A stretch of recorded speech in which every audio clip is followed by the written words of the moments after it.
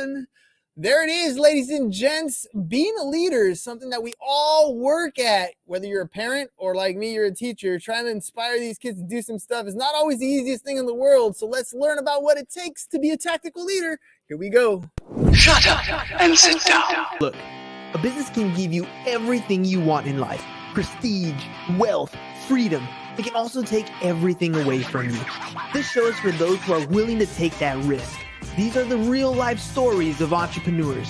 But before we start, I have one small favor to ask. Please leave a comment. It can be advice, critiques, tips, feedback, or share this with someone because your engagement is the most valuable and most powerful form of social currency. So thank you, and welcome to another episode of Business Boss! All right, as a teacher, I'm faced with trying to teach students a subject matter that they may not want to learn about yet. As a parent, we try hard to tell our kids things. Although they hear us, they don't always listen. In both cases, a good leader is an example. A true leader takes the hard path, puts in the work, and knows that the journey and the struggle is the path to ultimate self-mastery. Today's guest is all about helping his clients find their mastery and develop professionally without overshadowing their true, authentic self. So let's welcome to the show and let's talk about being a tactical leader with Mr. Zack Knight.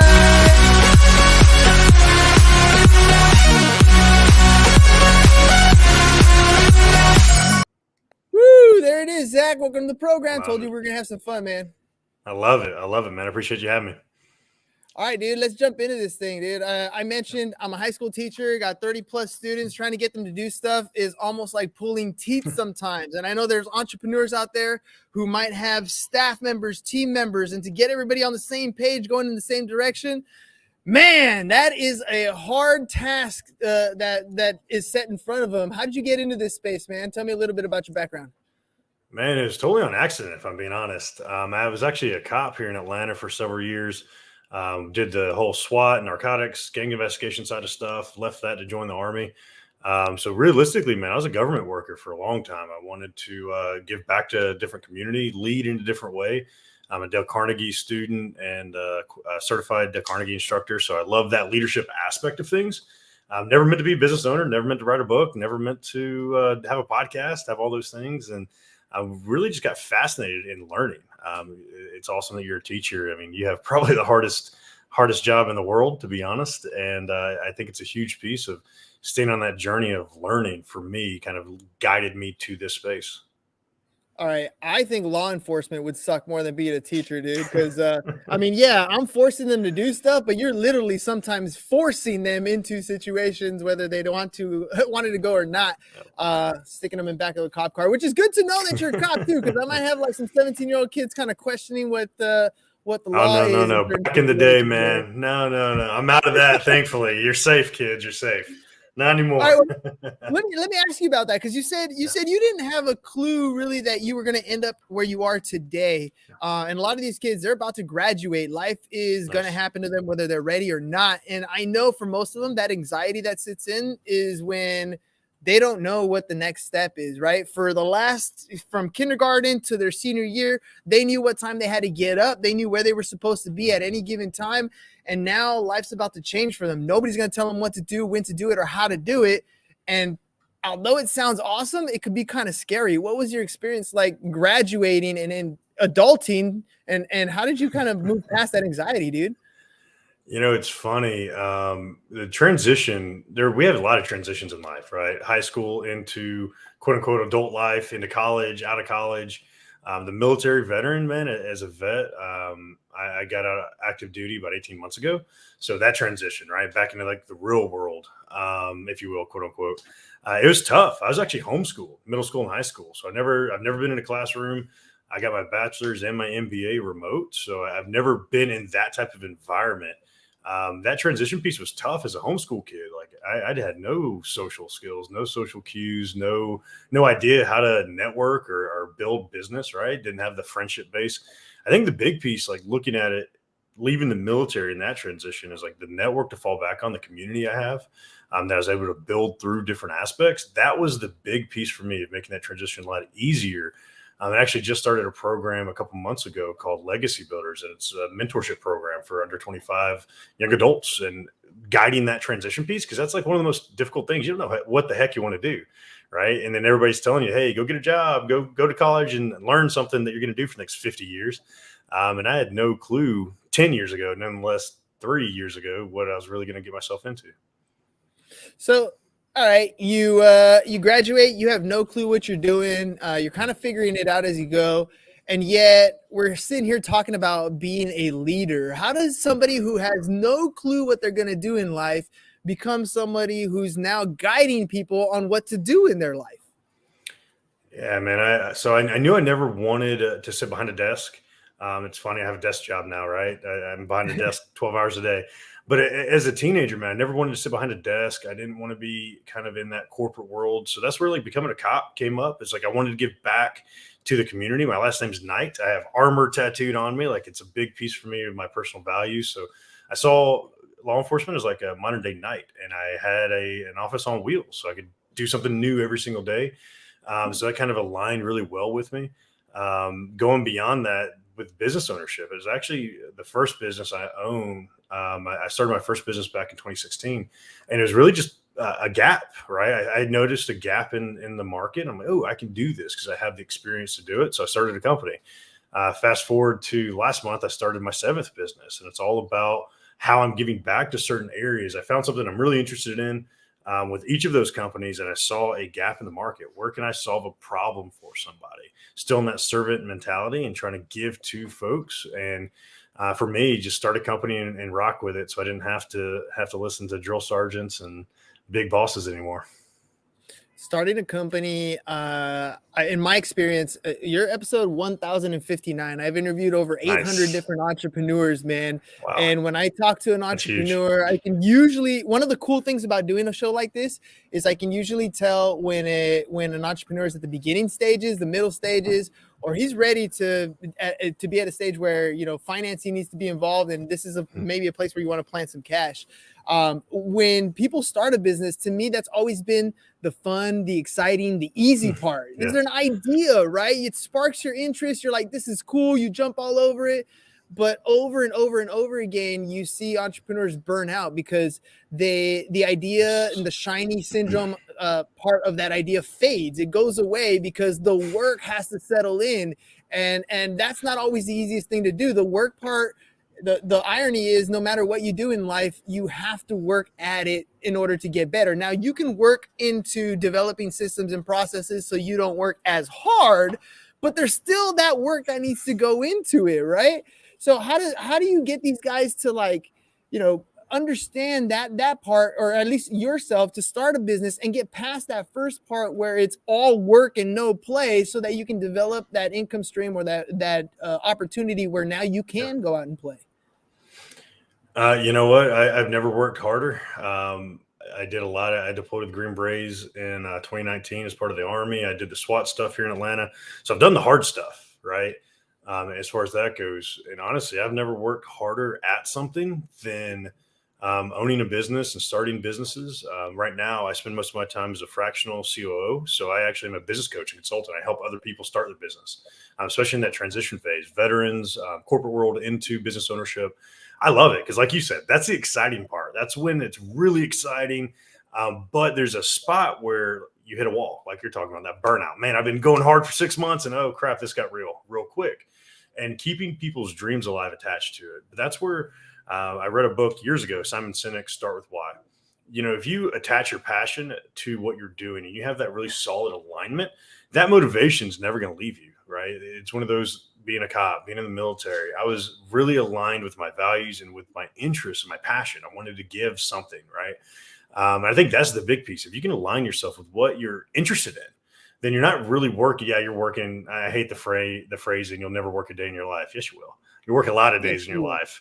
But it's an enjoyable work, you know, figuring out not a work-life balance, but an integrated life. How can you work and play at the same time, and your work becomes play? To me, that was the real shift in my mindset. My work became play. And I now do stuff with business that I'm enjoying because I'm helping other people, and my alignment all the way across has really helped. So it's work and play, not work or play for me. You said you're a fractional COO, and I kind of want to break that down, what that actually entails, because a lot of people use different titles for doing a lot of the same thing. For example, when people talk about being a CEO, right, and how I saw something the other day where a guy was talking about how, they asked him, what's the best part about being a CEO? And they're like, oh, I get to talk to customers all the time. No, you actually don't. You don't talk to customers at all, really. You talk to the people who support the people who talk to the customers. You don't really do that part. Or you should be. You should be doing should that, be. right? But yeah, that's what your role should be. So what is a fractional COO? What is your role when you come into these companies? It's you said a little bit of consulting, but like, what's really the missing piece in these businesses where they need to contact somebody like a fractional COO to come in and kind of get them moving? Yeah, so a big piece of that is thinking. A lot of my clients in that space have right at that $1 million mark, right? They've got profit. They might have 5, 10 employees, but they're hitting a ceiling. Usually, that's because your processes aren't ironed out. You don't have from prospect to fulfillment. You don't have that process really ironed out very well. So I would come in essentially on a temporary fractional basis, right? 6 months or a year, sometimes less, because maybe you don't need that much work, but I'll come in and set up operations. Maybe you can't afford a full C-suite, like a COO on staff. I'll come in essentially as an integration specialist. So I'll figure out where the weak link in your operations are, how to make those things where you can repeat them consistently and get that consistent customer experience. And then my job, the way I look at it as a coach still. My job is to replace myself. So by the end of that fulfillment period for me, I'm actually helping you hire an operations manager to come in and be that streamlined person where as the CEO, you can be the visionary out there talking. And then the operations manager is actually handling that day-to-day tasking for you, because a lot of people don't have that piece. And even on the business coaching side, where it's more of that solopreneur, same thing. They have this great vision, but they don't necessarily know how to take the next step. That's where I really step in and help them with like, all right, here's where you don't waste time and money. Start here. Don't worry about that $10,000 investment now. You need these things to make that investment worthwhile for you. Yeah, it makes a huge difference. So in our class, part of it is a lot of life skills, learning how to buy a house, how to buy a car, how to write your tax return, that sort of I stuff. love that. The other side of the class that I like to do is my students are all learning how to use Go High Level. I want them to be marketing mavens, essentially, right? How do you create a landing page? What's the purpose behind this sort of stuff? And so, marketing is a big thing, because I believe that a lot of businesses that I talk to are struggling with that one thing. How do I get clients in the door? And if I can teach this skill to these kids as seniors, when they walk out into the business world, they're like, wait, you need customers? I know how to do that, right? And that's a skill that's very, very monetizable for these guys. So I'm going to ask you about on the marketing piece. You're obviously here on the show. You're on the podcast. I'm sure you do multiple podcasts. What is the purpose for you to get your message out? Why are you going from show to show and creating content like this? Big thing for me, actually, right over my right shoulder here. We're live at the moment. My book is actually releasing tomorrow, Veterans Day. So I'm releasing my very first book, and it's called The Legacy of Love, A Journey of Self-Mastery. And it's all about that mindset. Veterans have a very bad statistic attached to us. 22 a day commit suicide. A year and a half ago, I was on the end of a dock with a pistol in my mouth. At that point, I owned 6 businesses. 4 of them were in 155 countries. I had scaled one company in 8 months to 155 countries through operations. I was the COO, and my partner was a visionary, and he was the guy that needed somebody like myself to do things. So I had just turned down a very large, it's an international dance competition. I just turned down a very large offer from NBC, 8 figures, more money than my parents have ever made, and me and everybody in my family put together. I turned down an offer because we were aligned with a different vision, and NBC wanted to step on it. What ended up happening, man, like I was miserable. I built all this, I'd done all this, and I was literally hating myself every step of the way. So at this point where I'm trying to get more content out there, marketing content, and a lot of what I'm doing in my space right now, from my own podcast to coming on shows to the book, it's all about how to get your mind right, how to lead yourself before you lead others. And I've seen so many people, especially in the veteran space. The 7th business I opened last month is actually a nonprofit for veteran business owners that focuses in that same space. We essentially help guide veteran business owners where they have a community of veteran business owners, because we lose that when you lose the military. I was actually medically discharged. I have nerve damage in my arm.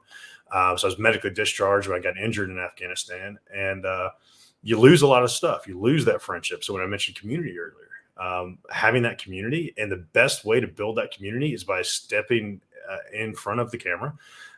It's not a comfortable spot. Veterans, law enforcement, you're told you sit in a box and you hide in the background, right? You don't put yourself forward. And honestly, it's a out of my comfort zone type of move so that I can show, like, one, I'm capable, but two, veterans are capable. Business owners, small business owners are able to put themselves into their brand, and go through the ups and downs of life and the mindset and the loneliness attached to a lot of what we're doing. And I'm hoping just to move the needle a little bit for folks, as I tell them my journey and my story, hopefully inspire somebody to do the same.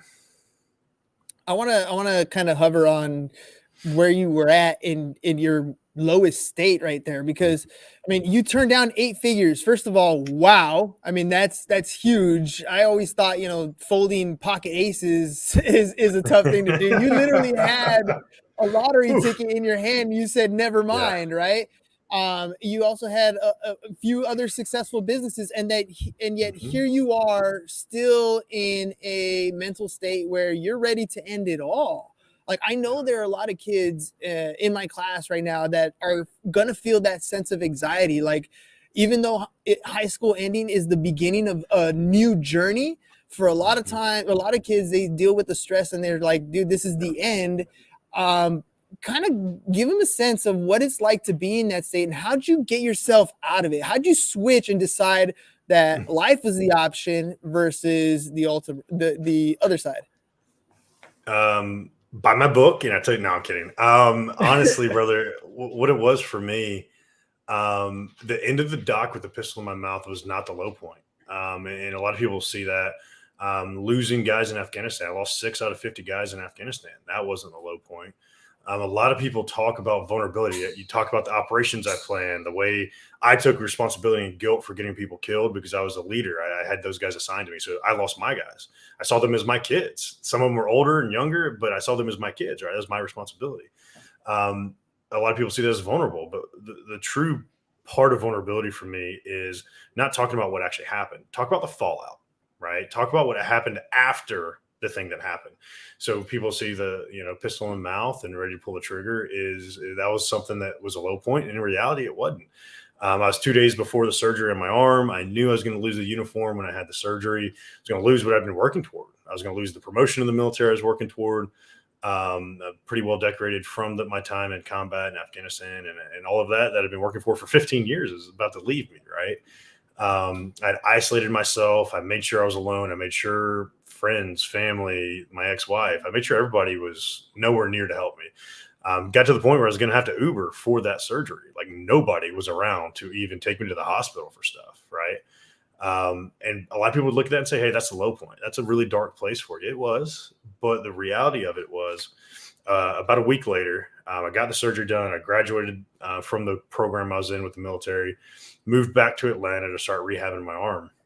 And I moved in with a friend of mine, a veteran friend of mine, the one last person I could actually call on. Slept on the sofa.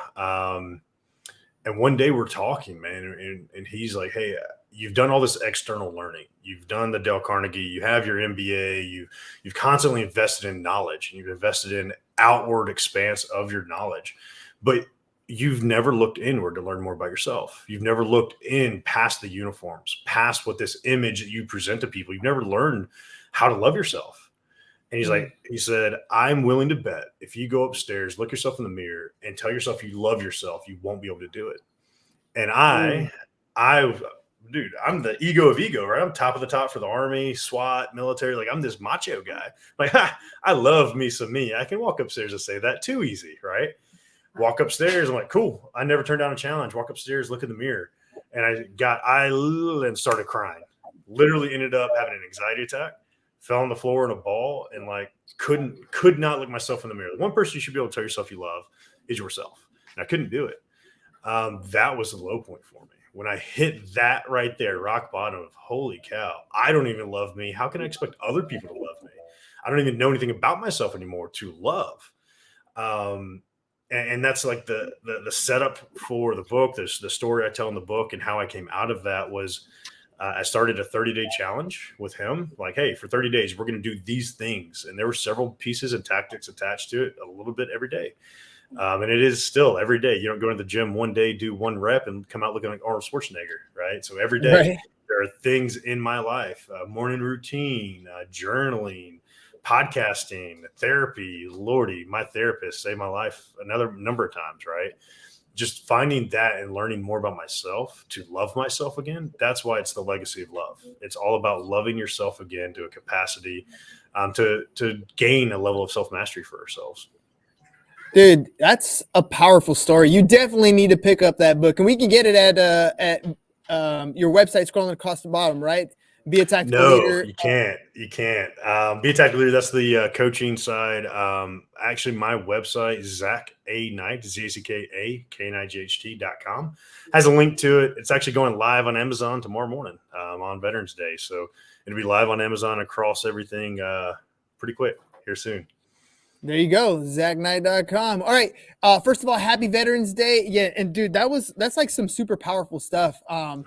Like the most difficult thing I think for people to do is to face that fear. I literally sent out an email today as part of my sales emails, and it was about the 10 words that stop people from ever achieving things in life. What will other people think and what will other people say? Those two phrases, those 10 words are the things that stop us oftentimes from doing things. And you're literally hopping on a podcast, multiple podcasts, creating your own podcast. You're facing that fear of, I don't have it all together. I don't know all the answers. I don't like the way I look. I don't like the way I sound, but I'm still here doing it every single day. To me, that is one of the biggest powers of podcasting. Not just that, the network that you build as well. My brother we built an insurance agency here. He did a podcast called The Insurance Bro Show. He did like 80 episodes or so, networked with somebody, ended up selling off his cash flow from his business, investing in this new startup. And now he's chilling at home every day. And he's been doing that for the last 2.5 years. We did this other show called Practicing Polyamory because that was a lifestyle that he was getting into. Literally was able to interview about 90 different polyamorous people and therapists on the show, got the therapy he needed so that he's a happy person. This podcast space is more than just a marketing to build your business. It could be therapy or the skill set that you can develop as an individual to build upon as a foundation to grow your business. What's been your experience like as you've gotten in the podcast space? What's it done for you? Bro, my podcast, man, I can't even, obviously I've made money off of it. I've made about 7 figures or so off my podcast. I'm about to hit episode 400, been doing it since 2019. So initially I started it as tactical leadership, and it was all focused on leadership tactics from business owners. It was a journey of learning more about business ownership and leaders in business. The first book I was going to write was called The Legacy of Leadership. So it was all about different pieces of leadership. And then I hit my dark road. I got back, things started crumbling around me. And I literally did the same thing. I actually shifted. You could hear the conversations. You can hear it in my voice. You can hear the guest I had differently. I rebranded it to The Tactical Leader. So it's more about tactics and like those small things you do every day. But I started interviewing mindset experts. I started interviewing therapists. I started interviewing, and it literally shifted from what's business leadership and business mastery to what's self-leadership. What does it look like to lead yourself? And I had, it's probably been half and half, 200 episodes probably of self-mastery and conversations about your own journey through the trials and tribulations. Because I found no matter what you do in business and how great you are in business, that personal side is going to catch up to that business side. And if you don't have the foundation in the home life, and again, it's not all rainbows and sunshines, but if you don't have the mind right, all of that's going to feed into the business, and it's going to limit you. It's going to have a ceiling for you. It's going to create frustrations for you. And until you can get that side right with yourself, all the other it's capped in a way that I wasn't happy with. Yeah, and we often hear him talk about it as balance, right? Balance, a balanced life, but work-life balance. And I don't ever like the way that sounds because it's never going to be balanced. But understanding where you are in each of those areas in life, that is the work that you need to put in. That's where your mindset starts to settle into who you are and what you want and what your biggest desires are, so you can move in a direction comfortably with all aspects of your life. But there's no such thing as that work-life balance. No. I got a student question here. What's the easiest way you found to make money? Ooh, hustling. I